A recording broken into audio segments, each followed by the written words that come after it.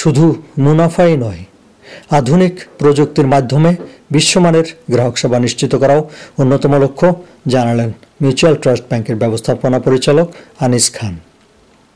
স্থানীয় Britannia space রেস্টুরেন্টে স্কটল্যান্ডের বিশিষ্টজনদের সাথে অনুষ্ঠিত এই মতবিনিময় সভায় তিনি আরও জানান, দেশে ৬৯টি শাখা ছাড়াও বিদেশে ব্যাংকটির কার্যক্রম বিস্তারের লক্ষ্য নিয়ে লন্ডনের হোয়াইট চ্যাপেলে ইতিমধ্যে আনুষ্ঠানিকভাবে যাত্রা শুরু করেছে এমটিবি ইউকে লিমিটেডের মানি এক্সচেঞ্জ অ্যান্ড ট্রান্সফার শাখা।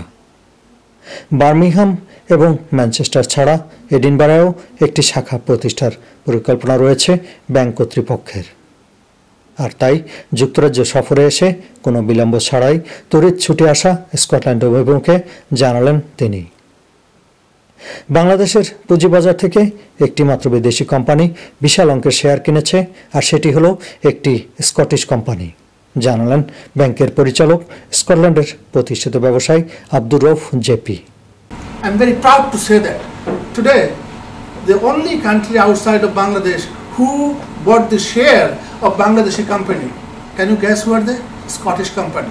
Just round the corner, Scottish Widow. 30%, 35% of Baximco share bought by Scottish Widow. বাংলাদেশে বিনিয়োগের যথেষ্ট সুযোগ রয়েছে মনে করেন আব্দুর রউফ, এবং তিনি সকল প্রবাসীদেরকে এই সুযোগ কাজে লাগানোর অনুরোধ জানান।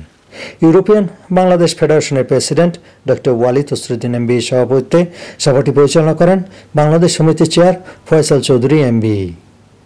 Humayun Kabir, channel I news, Edinburgh, Scotland.